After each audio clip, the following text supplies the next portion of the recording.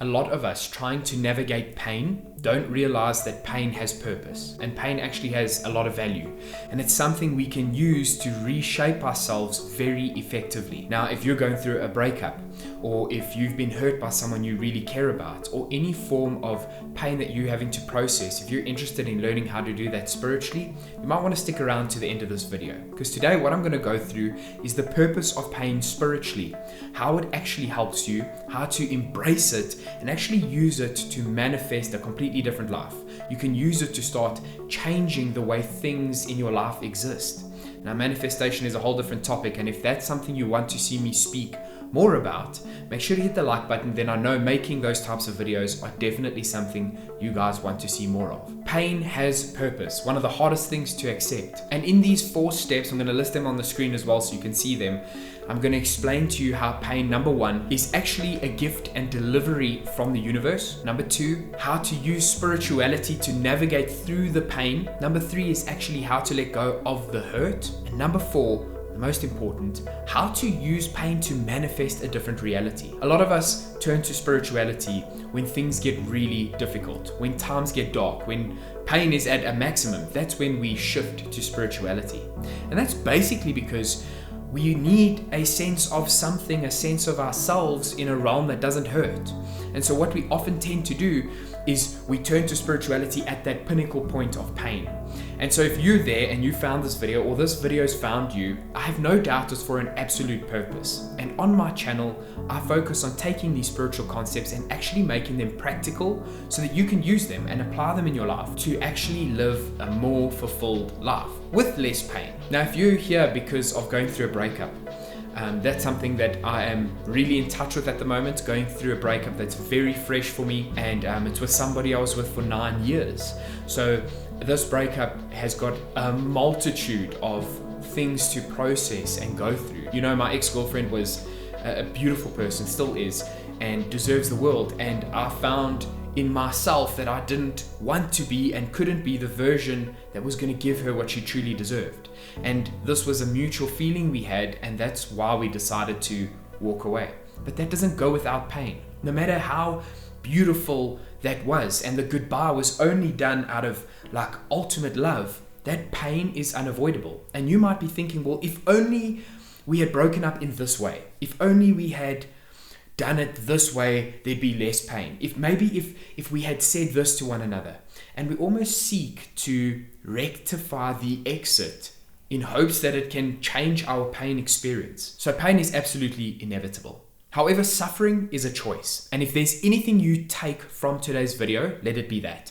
Suffering is a choice. Now, suffering is a manifestation that we have. Like I said, we use pain to manifest. And if you are suffering, you're using pain in a very specific way to manifest that outcome. And you want to stick around as well to the end of this video to learn how to stop doing that. Because if you're still sitting in pain and it's been time and you're still hurting so deeply about something, that's what you have to get out of. So like I said, that's point 4, and we're going to get into that. Let's use exercise as an example about pain and suffering. If we start with a 5-kilogram dumbbell and we do bicep curls and we hit, our biceps, what happens after 2 years, if we're going to still hit that 5 kilogram, we don't get the same stiffness. Stiffness and pain from that lesson has already happened. That 5 kilogram has built you, it's grown you, it's made you stronger, and you can handle it. And that's why you move up, almost to create a new pain realm. Now, the pain is obviously secondary. The absolute intention behind that is growth. The same thing is happening spiritually. So if we are still hurting from the 5 kilograms, well, then we're not processing that pain. We're holding on to it. So we're not doing a full curl. So then it hurts a little bit, but we keep prolonging the pain. Now, in my example with exercise, you relate it to how we treat pain. If we hold pain at bay and we never actually process that pain, that is suffering. So what are we meant to do first off? And like I said, we're going to go into these 4 steps. But before we get into it, here is the plan you have to keep in mind while we go through the next steps. You have to let yourself feel the pain. And it's one of the hardest things to start doing, but once you do it, it makes the journey so much easier. Going through a breakup myself right now with an incredible human being who I still love and will always love is really painful. It hurts and it keeps hurting.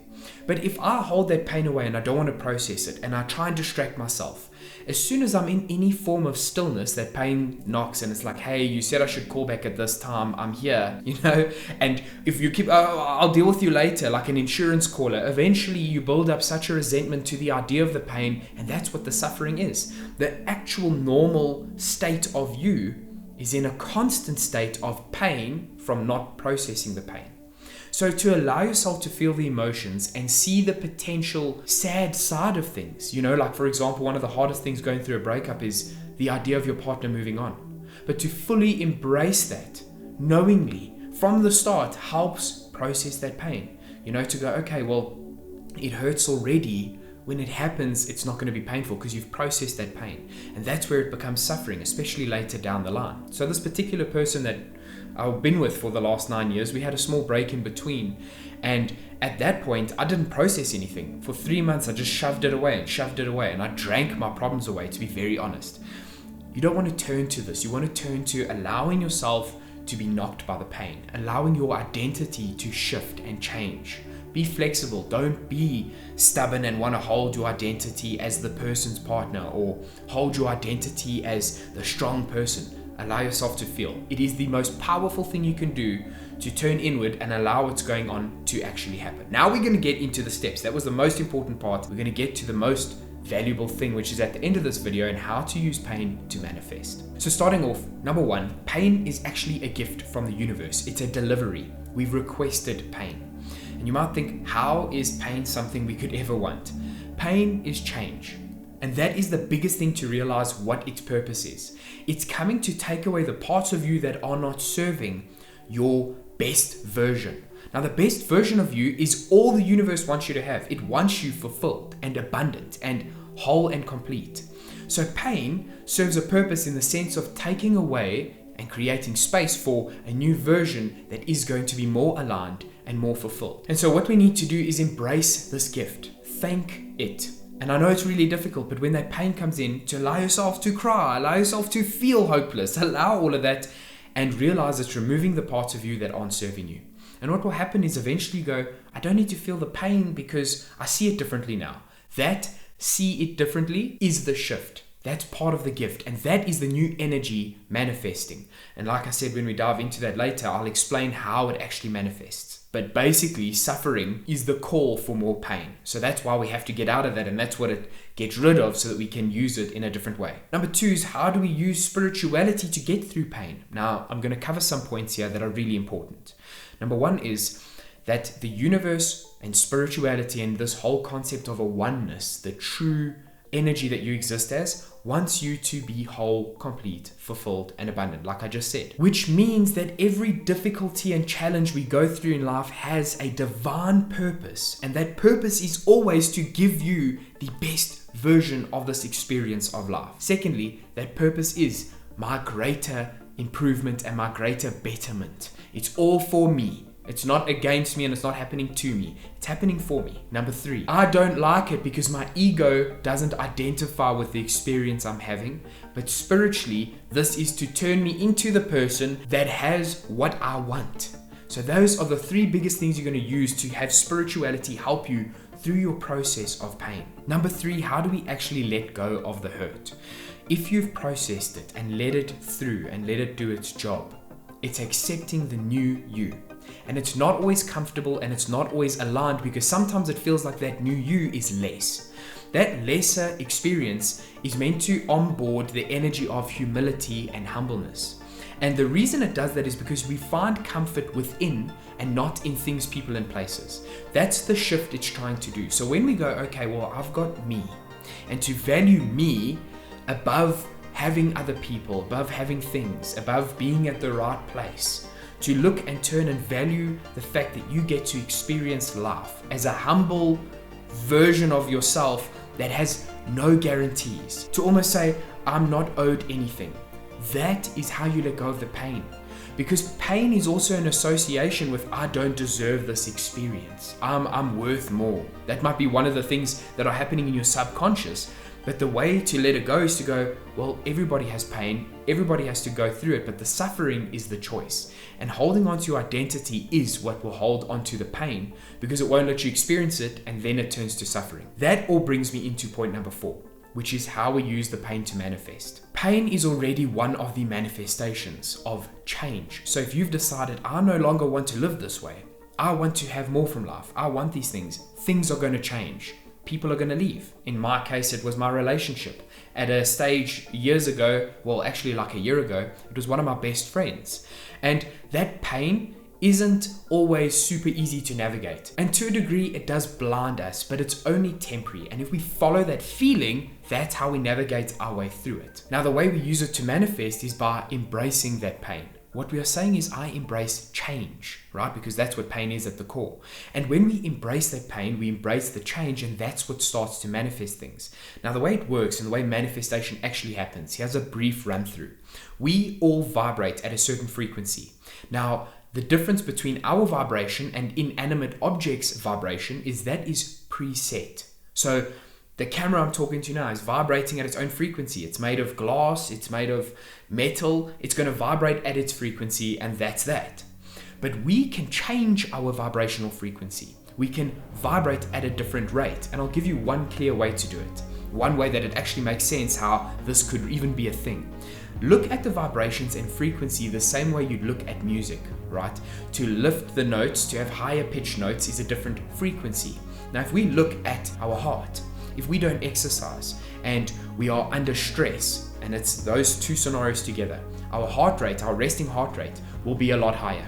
So the doof, doof, doof, doof is more frequent. That is sending out a frequency, right? If we exercise, for example, and we eat right, and we sleep well, and we take care of ourselves in mindfulness, in health of our thoughts and all of that, this brings our heart rate down. That lower heart rate is a different frequency. It's sending out a different frequency. It also changes our magnetic field. Certain emotions that we onboard shift our entire chemistry in our bodies. So if you're sitting there in a state of stress, for example, and let's say you're a guy, the stress hormone cortisol lowers your testosterone. So your motivation to do things is going to be lowered. Therefore, opportunities that come your way will be missed, so you will manifest a different experience. However, if you start taking care of yourself and letting go of stress, if you want me to do a video on that, let me know in the comment section. Like, say to me, hey, let's see this video on stress and spirituality. Then I'll make that video specifically for you guys. But stress in itself, if we hold on to it, and it's a really toxic thing to do, causes illnesses. And we're seeing a lot of correlation between cancer development and cortisol levels. So higher cortisol levels, lower testosterone levels seems to point to cancer. Almost like stress itself can cause it. I'm not a doctor, not a medical professional, but that is something that is observable. You guys can go do the research yourself. So when it comes to how we use pain to manifest, we must onboard and accept everything that comes. And what we're saying is we're prepared to go through the shift, the change, the difficulties to get to where we want to get.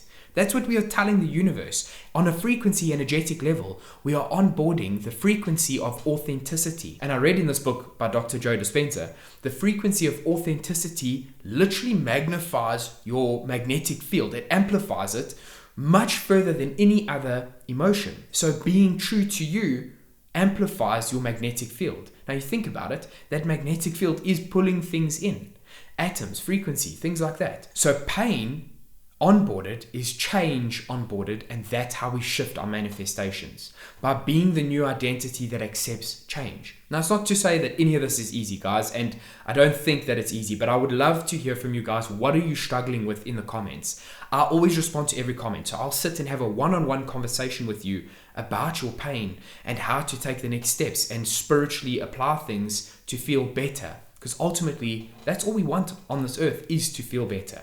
I really enjoyed making this video for you guys. I hope it resonates. It's a phase I'm going through, so I hope it clicks with a lot of you. And if there's any thoughts you can share with me, I'd love to hear them in the comment section. Thanks so much for watching. Hopefully I see your name pop up on my subscribe list in the comment section and on the next video. Mad love and light.